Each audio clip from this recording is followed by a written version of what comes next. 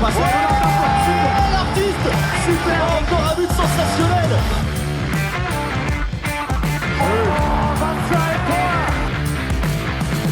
That's a brilliant bit of follow-up play by Mahe. Oh my goodness me, what a shot. Sagosen setter det hen! Han setter den! De er i semifinale igjen! Hello and welcome to the Uninformed Handball Hour. We've got Women's Champions League chat for you this time around with an interview with Veronika Malá as well from Ludwigsburg, as they're looking forward to a repeat of the final, which is happening in the quarterfinal of the Champions League, this time between Györ and the former Bietigheim Ludwigsburg facing off in that quarterfinal match, as well as a bit of a preview of all of the other quarterfinals as it's crunch time in that competition. But we also had some big results on the men's side over the last week, including some big games for Kiel. So that's probably where we'll start. I'm joined by Chris O'Reilly. How are you doing, Chris? I'm good, Alex. Yeah, happy to chat a bit of women's handball and also look back at the Cup week and a crazy few days for Kiel as well, winning the Cup. And then, I guess, a little bit as you predicted in our previous podcast, finding it tough to get a result against Berlin just a few days later. And I have to say, it's a pity for Kiel. So obviously, over the weekend, Kiel won the German Cup, beating Melsungen in the final 28-23 after squeezing past Rhein-Neckar Leuven in the semi-final after extra time in an amazing game, and then came out on the other side 3 days later facing off against Füchse Berlin and losing a really tight game. Absolutely brutal schedule for Kiel, but a cup win is huge. This is, whatever we talked about the season for Kiel so far, it is a trophy. And they've really actually turned the tide for me, I think. I like what Kiel are doing. And this is not something I've said all season, but I like what they're doing. I have to say, they just got a little bit of speed back into their game. It seems a bit more dynamic. They still have major issues all around. I would say definitely in that line player position and defense as well a little bit. But at least they're dynamic. At least they're a little bit fun, and they've got a trophy. So yeah, big week for Kiel. Do you reckon that has saved their season now? Domagoj Duvniak running onto the court yesterday with the German Cup in hand. They're record champions of it, but I think any national cup is taken to be a big thing in sport. And so even though they may finish 4th, 5th or 6th, or we'll see where they end up in the league, is that something that kind of rectifies what's happened this year for them, do you think? It's a weird one because they could win a double this year. Could.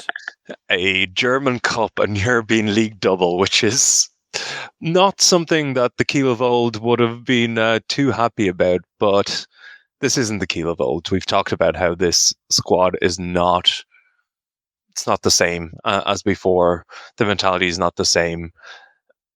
Like, does it keep Jiche in the job? Could this be one of those? Is this a Ten Hag story in Manchester United after winning the FA Cup? They keep him on, and it just continues to be dramatically bad the next season with a sacking midway through.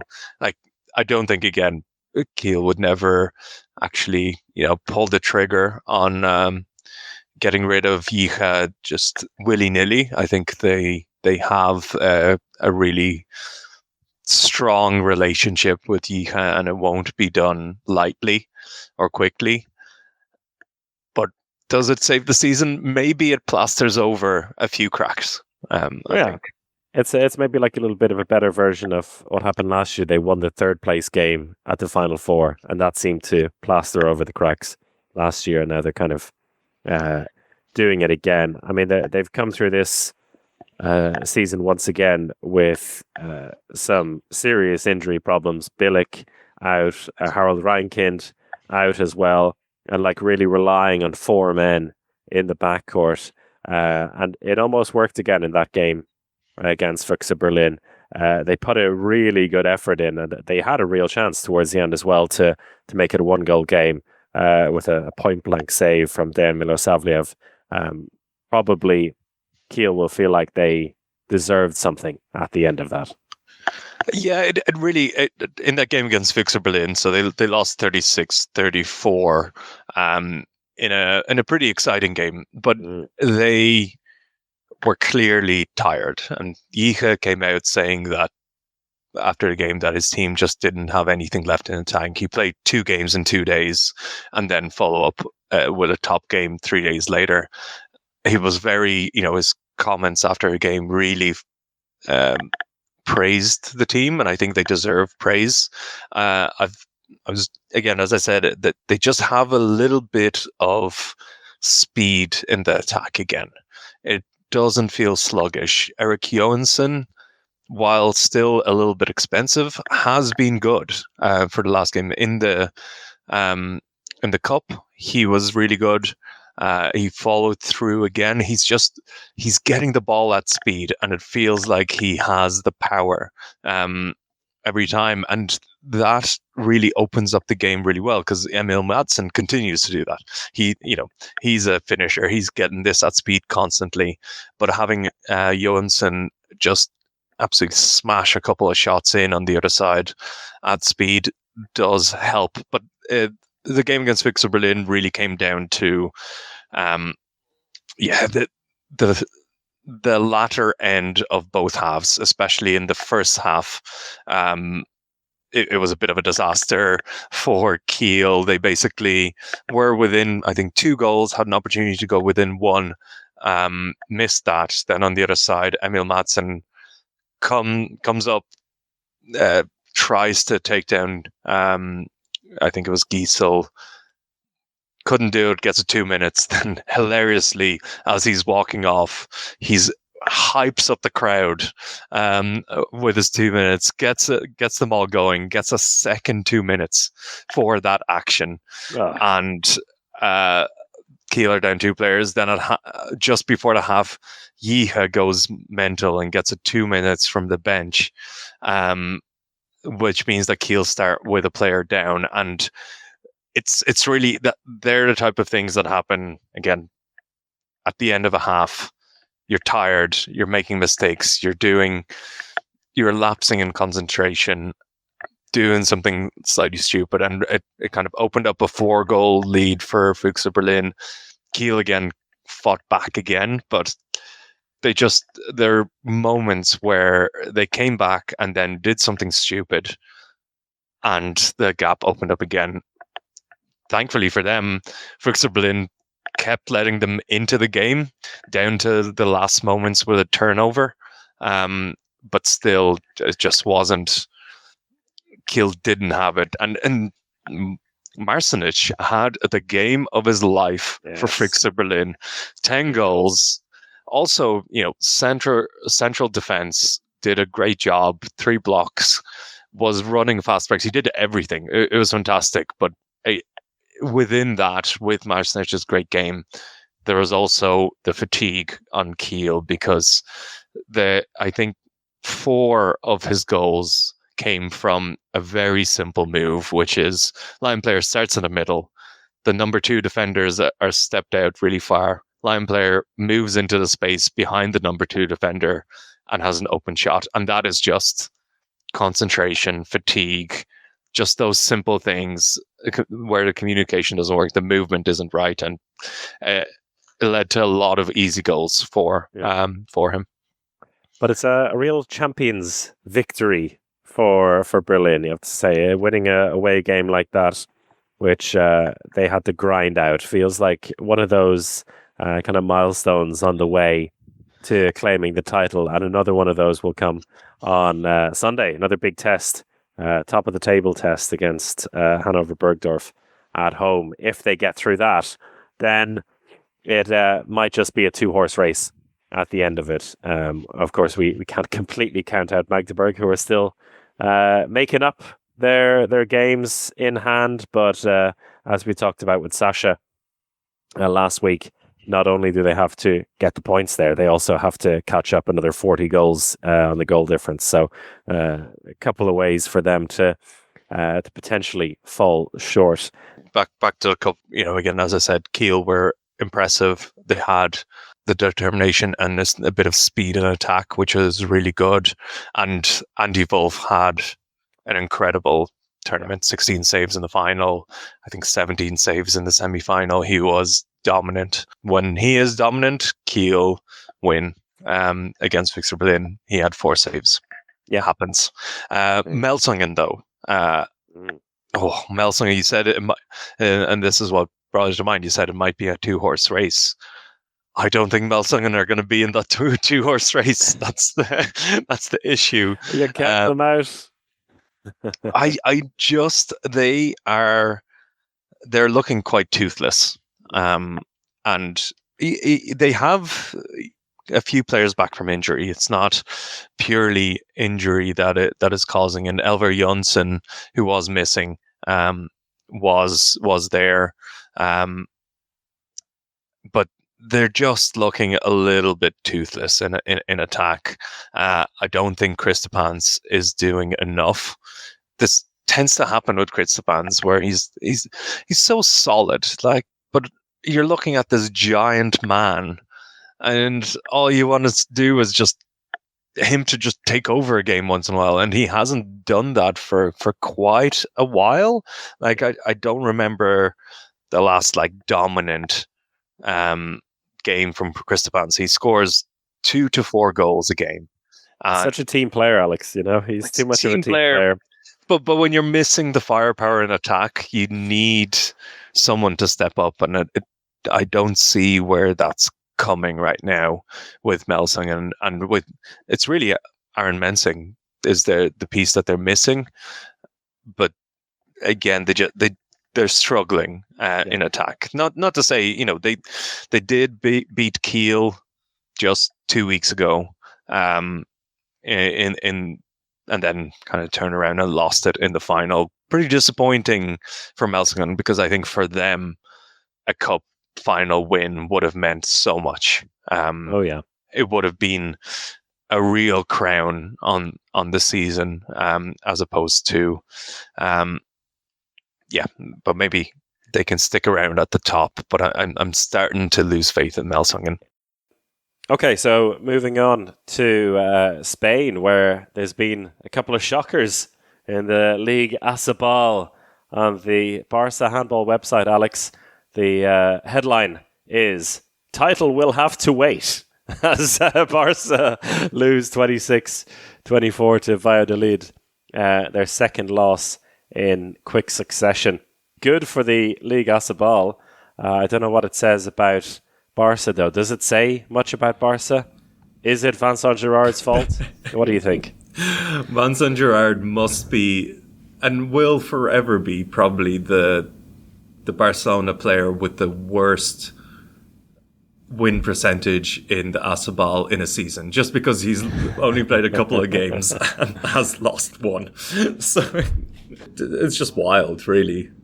First losing to Granollers at home for the first time in 7 years, and good old Antonio Garcia still popping up there and beating his old foes, which is pretty funny. And then going to Valladolid, who hadn't lost a game at home all season, so it wasn't a massive surprise. But always when Barca lose, it's a shocker.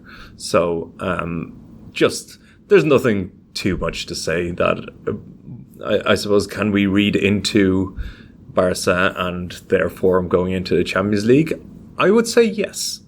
I would definitely say that you can't ignore this performance. I think they can raise their ceiling and still perform at the highest level, but it seems like obviously Emil Nielsen has really struggled following the World Championship on his own as well, with Perez Vargas gone. So they had to bring in Vincent Gerard to cover it up. And in both the games actually in the game against Garniers, Nielsen still had 13 saves. Against Vida, and he just had 4. So that's probably a big worry. They're also missing, the N'Guessan has been out, Hampasvana has been out, Dikamem has been in and out. So those are overall worries going into their Champions League quarterfinals that I don't think you can ignore. Yeah, on the bright side, they might say they feel battle hardened now. Maybe it's a good kick up the backside. But I mean, this team generally knows when to turn it on for the quarterfinals. So this is an unusual situation they find themselves in. The title will only have to wait until Saturday. That's their next game. I think they should wrap it up by then. But yeah, a few weaknesses maybe being put out there, which we have hinted at before, but it's always hard to kind of delve too deep into it when they are reigning champions and end up, getting the automatic quarterfinal spot. So something to delve into perhaps a little bit more next week as we look forward to the quarterfinals on the men's side. But first, the quarterfinals in the Women's Champions League. And as Alex alluded to earlier, one of the quarterfinals, one of the big ones, will be a repeat of last year's final between the champions Györ and the surprise package of last season, Ludwigsburg, known then as Bietigheim, and one of their star players, Czech left wing Veronika Malá, had a chat with me on Thursday morning, fresh from a successful World Championship qualification and a first win in the Bundesliga playoffs for the women. We look ahead to the quarterfinals this weekend and speak a little bit about her trick shot finesse as well. Veronika, thank you so much for joining us to chat. Fresh off a successful week with the Czechia side, qualifying for another World Championship and straight into playoffs in the Bundesliga, quarterfinals in the Champions League. It's really getting busy now. How is your mindset when you have to transition from kind of national team to club team so quickly? How is that for you? Yeah, it's always sometimes difficult to switch directly from national team to the club, but it's our life. We are used to it every season. But the qualification with Czech Republic was good. So we are on the World Cup. Hopefully our group will be in Germany, that some German fans can cheer for me here. And the best way it can be just, I think the group phase, it's in Stuttgart. So I wish for Stuttgart. But it's fine also in Holland or somewhere else. But in Germany would be very, very nice. And to switch to here to the club was kind of fast because we played on Sunday. Then we need to travel home back here to Ludwigsburg, and only one training before playoffs with the team. And going fast. Handball is fast. Coming into this stage of the season with the quarterfinals in the Champions League, compared to last year, where you were, I would say, proper underdogs, kind of almost coming out of nowhere in a lot of people's minds, with Ludwigsburg, or Bietigheim as it was last season, beating the two Danish teams to qualify for the Final Four. This season, of course, a lot more people are kind of wary of the team. The casual fans know a lot more about the team and what to expect, but also coming up against a very tricky opponent in the quarterfinals. Does it feel a little bit different this year compared to last year at this stage of the season for you personally, and kind of the atmosphere in the team? I would say it's the same. The people around are the same. The club it's almost the same. Only name change. So, and some players, but the main or the family here, the main point here stays. So It's not so much different when we are looking for last season. And if you say, of course, we are underdogs or we were underdogs, and we're gonna meet Györ. If you look on the Györ team, it's full of the stars' names, and of course, it's gonna be a tough game. Do you remember a little bit about how it was for you last season in that quarterfinal stage? Because again, you were underdogs, and although there is experience in the team as individuals, as a club, you hadn't gotten that far in the Champions League. So was it a bit more of let's say, a kind of experimental feeling, or kind of going in knowing that you can have nothing to lose? Whereas this year, you know what the destination is, and you know what's possible with the team. You know, the best things of underdogs is that you just go all in. You have nothing to lose. Yeah, but our mentality in the team, it's always to win every game. You can watch us in Bundesliga. We are how many victories we have in the row. We are winning team. We want to win always, and this is our mentality, I think. Thinking about the final four last season, of course, this is a repeat of the final against Györ. What are your lasting memories of that weekend now that it's 10 months afterwards, and what has stuck in your mind since then? Sometimes I still think about this moment, and I have only one word. I want to revenge.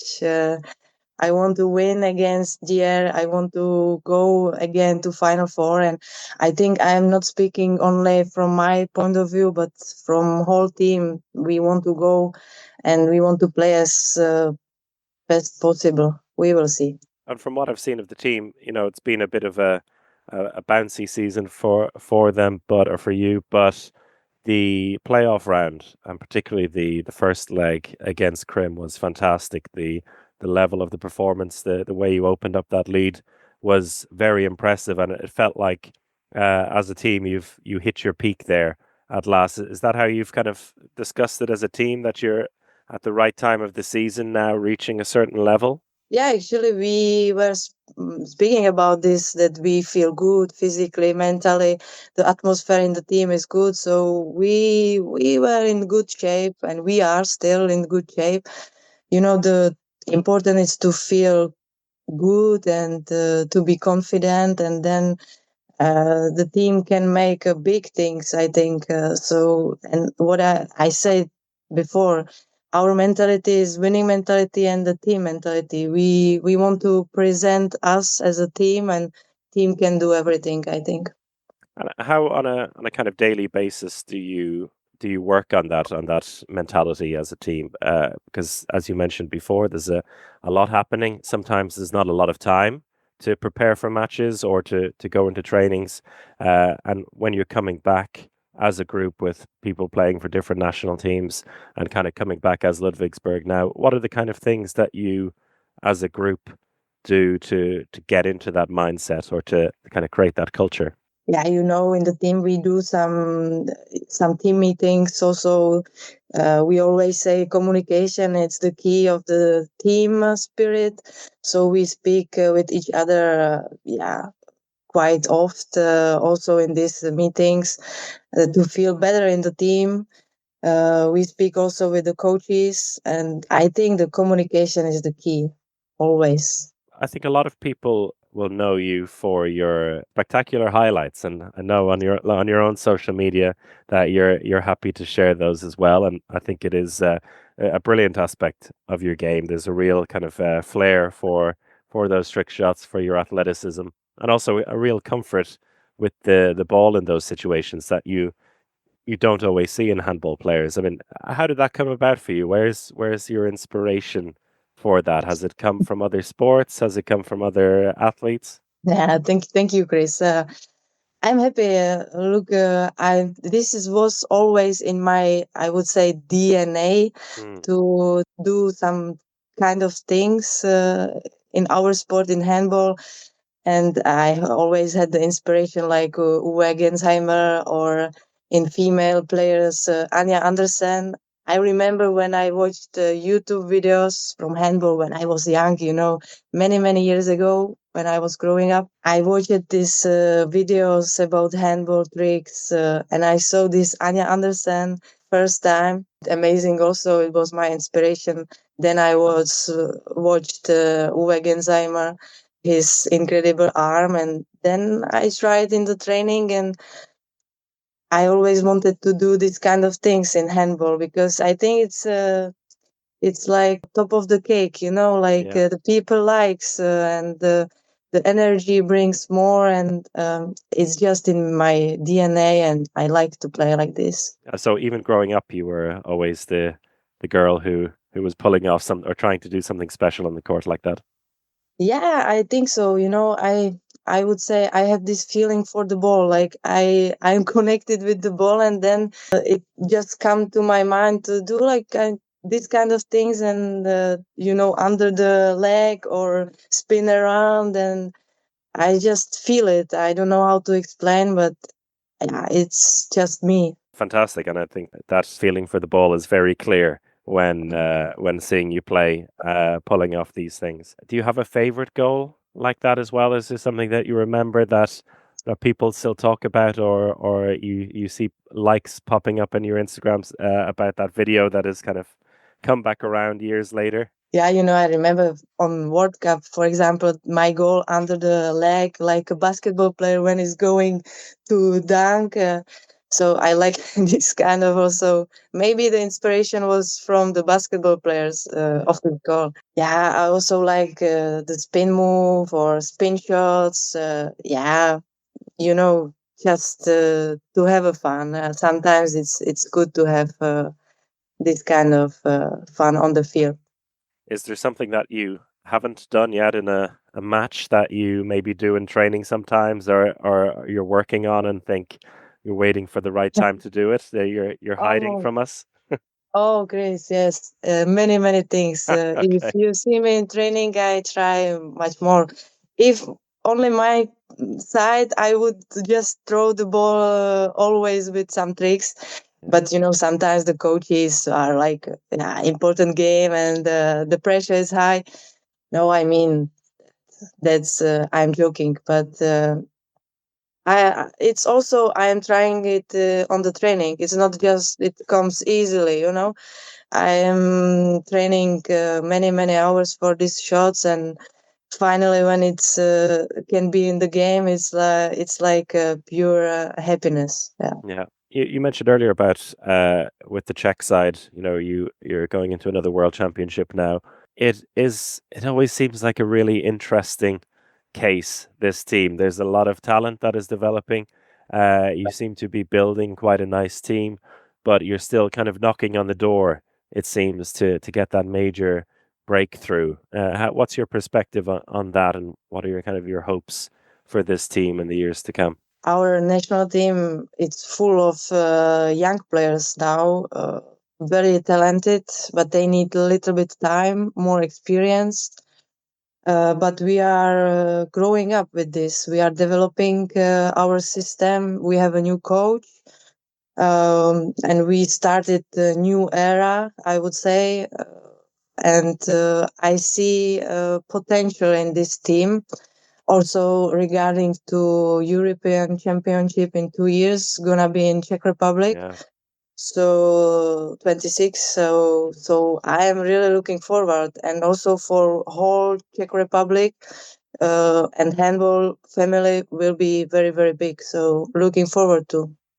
It's a sport mad country, Czech Republic, and having a home European championship like that, I guess, feels like a big opportunity as well to expose the team to more casual fans or more sports fans who maybe don't see the team all the time. And I'm guessing there's going to be a lot of excitement about hosting a championship like that. Yeah, exactly. This is the goal, to bring the handball also for other people, and mostly for young kids who can start with the handball and see the good thing in handball, and to bring them in this beautiful sport. Before we let you go, going back to the games this weekend and next week against Györ, big quarterfinal. You mentioned how good the team is on paper.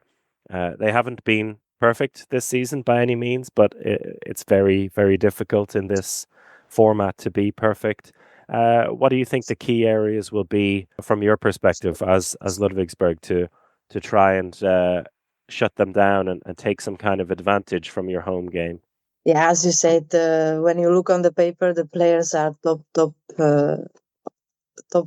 team. So also with the coaches. So it's very hard to say one thing or two things, but I would say the first game in Ludwigsburg gonna be also important. Every goal counts. So of course we prepared some strategy. We will do our best. Also, I believe many spectators come to support us in Ludwigsburg, and as I say, the first game it's important and show us where we are. Nice. Well, it's going to be a really exciting couple of weeks in the quarterfinals. Looking forward to seeing that and to see if you get that revenge that you spoke about. Yeah. Thank you, Chris. Thank you, Veronika. Take care. Yeah, you too. Well, thank you to Veronika. Yeah, looking forward to these quarterfinals in the Women's Champions League this week. On Saturday and Sunday, we've got an all-French game, Brest against Metz, and we spoke to Kevin Damas a little bit about that the other week. Ludwigsburg against Györ, Odense against FTC, and Cesim Bucuresti against Esbjerg. And there's a lot of underlying storylines, I think, to look out for there, Alex. Yeah, definitely.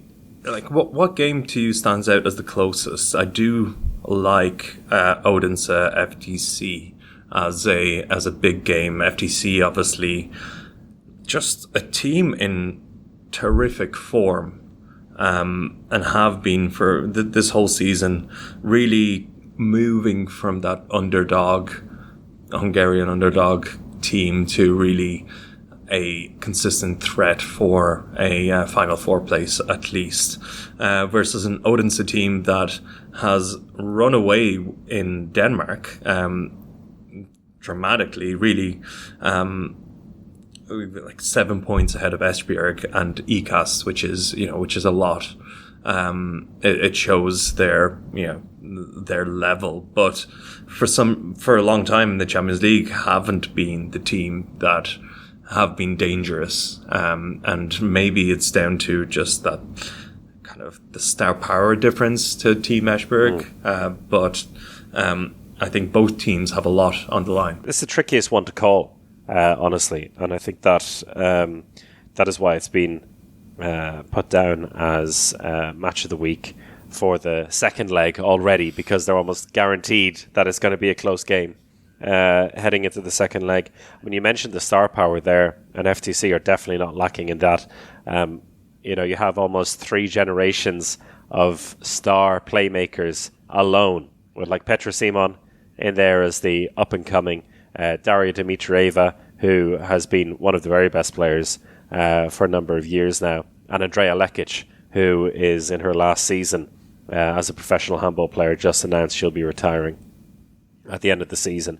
And yeah, they've kind of gone away a little bit from they still have a good core of Hungarian players, but they have brought in some real stars in different positions, like Edwige on the line or Canor at left back. Actually, they've just brought in a bunch of French players. I was going to say Laura Glauser in goal as well. So it does feel like that team has taken the step up. And when you consider that 2 years ago they qualified for the final of this competition, there's no reason to kind of doubt their credentials to get in there again. But they're facing an Odense side who were like a whisker away from getting an automatic quarterfinal spot themselves. They have at times looked really, really impressive, particularly in Denmark and even against Esbjerg. So hard to know whether that will carry over to the to this stage of the competition. They haven't managed it yet. They had actually a bit of a failure in the knockout rounds last year, losing against Bietigheim, now Ludwigsburg. But we did also mention their joker that they brought in, the biggest in Katrina Lunde. An absolute joke of a player who's been dominating. Yeah. So besides that, I mean, it really is hard to call. I think both teams have a claim to that Final Four spot, and it's going to be a proper scrap. I have a feeling that it's going to be one of those games where it could happen in the first or second leg, but there will be a streak of 5 or 6 goals from one team that's not really explicable. Like, you don't know where it comes from. It'll just come. Suddenly, one team will go on a run, and that could make the difference in the end. But I would just maybe go for FTC at the moment, but it's like 51 to 49% in my mind. Definitely. And I think the French tide, definitely an intriguing one as well. Metz, and a team that can dominate, is very steady, but seems to struggle at the very highest level. Just when they need that big win over a big team, they struggle. But they're facing familiar competition in Brest, who I think they've had the number of for the last little while. So basically Metz have won the last 4 games that they've played against Brest, including French Cup wins and the league.